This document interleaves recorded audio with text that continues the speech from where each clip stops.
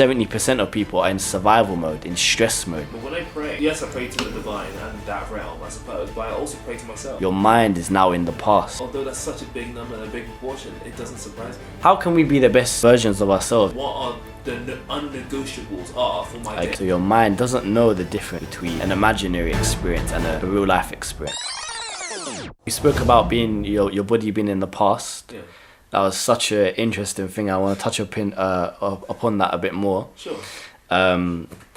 What it basically was referring to is, cool. Now let me pick my words Take your time. carefully for this one. Yeah. So your mind doesn't know the difference between an imaginary experience and a real life experience. So let me explain.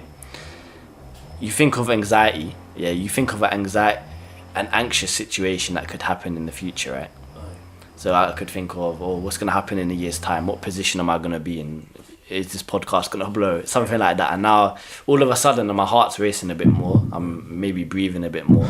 Stomach might turn. Yeah. So your body doesn't know the difference between a virtual experience and something that's going on. So you would act the same way. Your mind thinks that, I'm in that anxious situation in a year's time when you're in the present.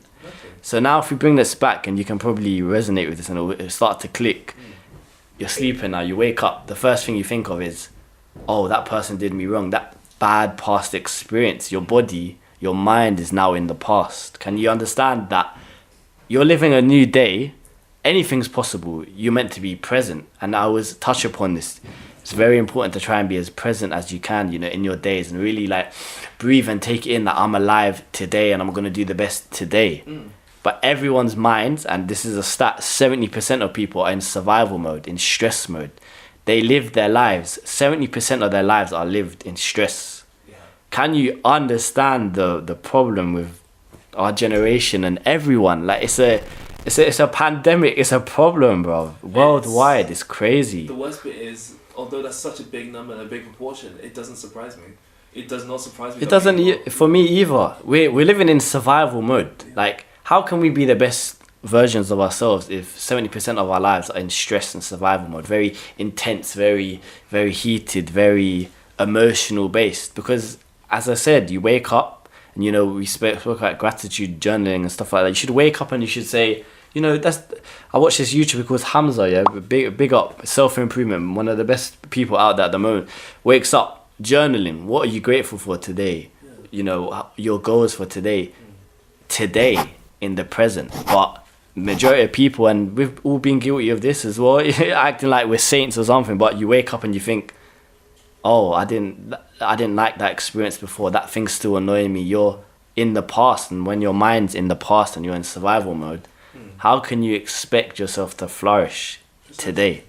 Exactly. Crazy, eh? Which is why I kind of I love prayer. So, for those who know me on a personal level, or in real life, I suppose, they know that I come from a family of Christians, and I thereby Christian. But at the same time, I spend my time praying, but when I pray, yes, I pray to the divine and that realm, I suppose, but I also pray to myself. Yeah, completely agree. One, to be grateful, and two, to actually do the things I want to do. I want to achieve this, and this by today. It reminds me of what I need to do and what are the unnegotiables are for my day. It's unnegotiables. Yeah, that's why I brought you on. Completely the same.